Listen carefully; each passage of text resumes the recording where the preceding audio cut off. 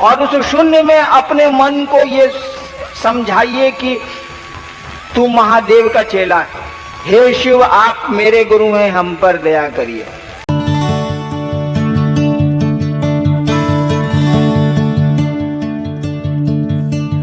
या नहीं, अगर तस्वीर मानते हैं तो कोई तस्वीर शिव के दिमाग में ले आइए, प्रणाम करिए।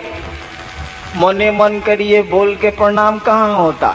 मुंह से प्रणाम करना तो प्रणाम नहीं होता है, प्रणाम तो मन करता है, नमन तो मन करता है। और यही कारण है कि इतना नमः शिवाय का जप लोग करते हैं, इतना राम राम करते हैं लोग, इतना बजरंगबली का नाम लेते हैं। और आदमी से मिलिएगा ना, हम तो देखा है भैया कि 25 साल 30 साल 50 साल से कई लोग हैं जो ओम नमः शिवाय का रोज जप करते हैं, 5 माला 8 माला। अब मिलिएगा तो लगेगा कि साला आदमी ये नहीं है, तो महादेव क्या होगा? इंसान ना भगवान बनता है, इंसान के शरीर में साला वो आदमी ही नहीं है। ये इतना नमः शिवाय करता है, इतना मंदिर जाता है, और गरीब आदमी भी आवेगा, बेचारा निसहाय कोई आवेगा, बिना घूस लिए उसका काम नहीं करेगा। तो समझाने वाले का, इंसान का बच्चा उसको ज्ञान नहीं दीजिएगा, नहीं समझेगा, वो दोष उसका नहीं। पुल कमजोर है तो इसमें पुल का कोई दोष नहीं है, बनाने वाले ने गलती की, पुल क्या करेगा? उस इंसान की कोई गलती नहीं है, वो तो आज के मौसम का फल है। आज के मौसम में जैसे फल उगते हैं, इंसान उगते हैं, उसी का एक रूप है वो। उसको प्रणाम करना किसी ने सिखलाया ही नहीं, उसको नमः शिवाय का जप करना किसी ने सिखलाया ही नहीं। कोई गुरु मिला ही नहीं कि उसके मन को उस भगवती के सामने झुका दे। एंग रींग क्लीन चामुंडा विचे कभी उससे हुआ ही नहीं। वो तो मुंह में कर रहा है, वो तो अग्नि में केवल हवन कर रहा है, इन मंत्रों की आहुति दे रहा है। मन से तो ये मंत्र कभी उसके निकले ही नहीं। मंत्र का क्या अर्थ होता है भाई साहब?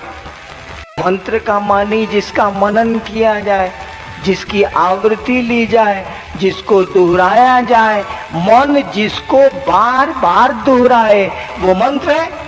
इसीलिए कहा जाता है मंत्र मूलम गुरु वाक्यम, गुरु ने जो कहा वही तुम्हारा मंत्र है। मंत्र का मानी होता है मन जिसको बार बार दोहराए, गुरु ने जो कहा उसको बार बार दोहराइए, वो जो बोले हैं वही मंत्र है। मंत्र का अर्थ होता है मनन करना। मन ने तो कभी एंग रिंग क्लीन चामुंडा विचे किया ही नहीं। मन तो भगवती को प्रणाम कर नहीं रहा, मन तो नमन कर रहा है पैसे को, सम्मान को, सुविधा को। गलती हमारी आपकी नहीं है, दोष हमारा आपका नहीं है। हम तो इस मौसम के फल हैं, हम तो ऐसे परिवेश में पलते हैं। दोष जाता है गुरु पर।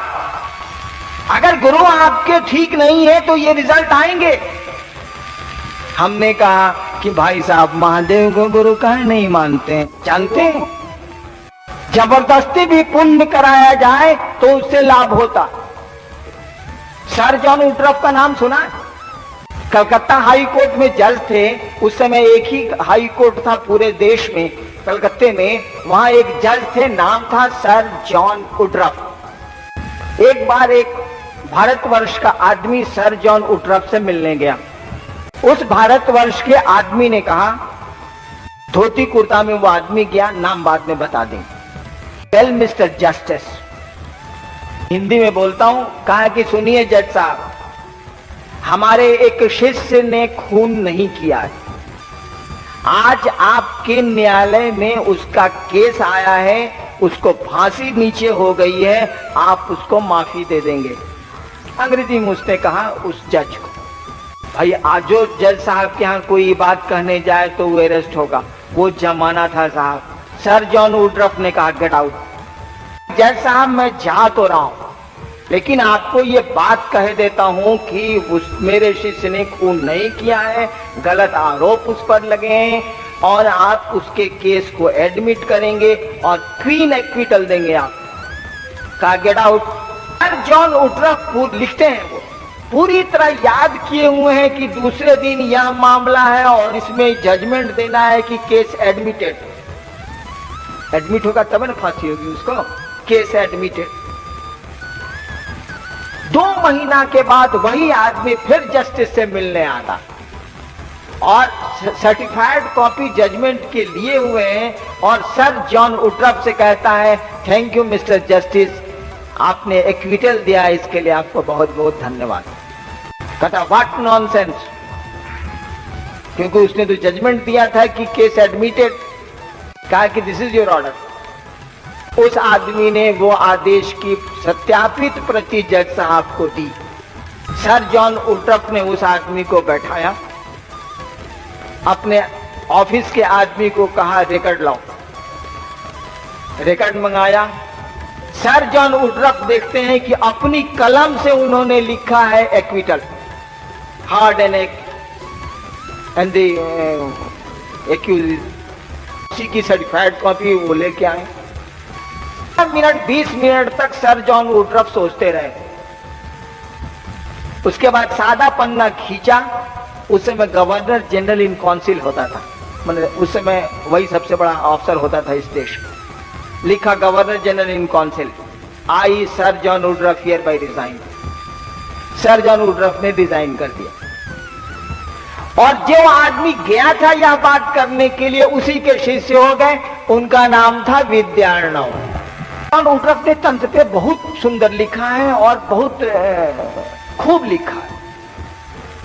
एक जगह सर जॉन उट्रप लिखते हैं, जबरदस्ती पुण्य कराने की बात मैं आपको बता रहा हूं। लिखते हैं, वो उनकी किताब है द प्रिंसिपल्स ऑफ तंत्र, 2 वॉल्यूम में, इतनी मोटी। लिखते हैं कि एक कलकत्ता हाई कोर्ट में मेरा दोस्त था जो वकील था, बंगाली था, वकील था, मेरा दोस्त था वो, और सारे कुकर्म करता था। वो बहुत पैसे वाला था, कलकत्ता हाई कोर्ट में वकील था, उन्हीं का दोस्त था। वो सब धंधा करता था, वो शराब पीना, ये करना, वो करना। एक दिन उसको बीमारी हुई, डॉक्टरों ने कह दिया कि आप नहीं बचेंगे। उसको पूजा पाठ से कुछ लेना वकील को नहीं था, पूरी तरह सर्वगुण संपन्न था वो, सामाजिक कुरीतियों का पैसा था। वो 6 महीना अपने बिस्तर पर रहा और मर गया। सर जॉन उट्रप का मित्र जो वकील था 6 महीने बिस्तर पर रहा और मर गया। जॉन उट्रप लिखते हैं कि जब वो मर गया तो मैंने उसको आसमान में बुलाया, आसमान से बुलाया, उससे बातें की। सर जॉन उट्रप लिखते हैं कि तुम अभी कहाँ हो। सर जॉन उट्रप ने अपने मित्र वकील, मरे हुए मित्र वकील से पूछा, अभी तुम कहाँ हो? तो उसने बताया उनको कि मैं शिवलोक में हूं। सर जॉन उट्रप ने पूछा कि शिवलोक में क्या शिव रहते हैं? उसने कहा नहीं, शिवलोक में रामकृष्ण परमहंस जैसे लोग रहते हैं। शिवलोक का कोई आदमी शिव के पास नहीं जा सकता, शिवलोक में शिव नहीं रहते। कहा कि तुम शिवलोक में कैसे चलेगा, तुम्हारा तो सब धंधा खराब था। कहा कि जानते हैं, जब हम 6 महीना बीमार रहे तब तो कहीं जा नहीं सकते थे, तो मेरी पत्नी क्या करती थी कि कभी रामचरितमानस, कभी गीता, कभी महाभारत, सब बंगला में है, सब ले लेके पढ़ के हमको सुनाया करती थी। और तो मैं बिस्तर पे पड़ा था, कुछ कर नहीं सकता था, कहीं जा नहीं सकता था, लाचारी पत्नी पढ़ती रहती थी, मैं सुनता रहता। मरने के पहले तक मेरे भी कुछ भाव जग गए परमात्मा के प्रति, और देखिए ना, मुझको प्रेतलोक में जाना चाहिए था, मैं शिवलोक में। मैं आपको कह रहा था, जबरदस्ती भी पुण्य कराइए, जबरदस्ती भी महादेव का चेला बनाइए, अपना पॉकेट खर्चा करके चाय पिला के भी उसको राय दीजिए कि हे महादेव तो गुरु हैले ने, जरा मान के देखो ना क्या लगता है। रात में सोते समय ही बिस्तर पे कहना, याद करके उनकी तस्वीर को, उनके पांव पर अपने मन को ले जाके मन ही मन प्रणाम करके कि हे महादेव, आपके हम चेला हैं, आप हमारे गुरु हैं, हम पर दया नहीं करिएगा। इतना करने में क्या लगता है भाई साहब? इतना उस शिव को निवेदित करने में क्या लगता है कि आप तो बाप मेरे हैले हैं, चलिए आज से एक और रिश्ता बनाया। रविन्द्रनाथ ठाकुर कहते हैं ना, आमी नटराजेर चेला, चित्ताकाशे देखची खेला, बांधन खोलेर सीखची साधन, महाकालेर त्रिशूल नाचे। मैं नटराज का चेला हूं। अरे भैया, कोई आदमी को गुरु मानते हैं, उससे बड़ा तो गुरु होता ही नहीं है। कम से कम मन में तो खुशफहमी रहेगी ना कि साला महादेव के हम चेला।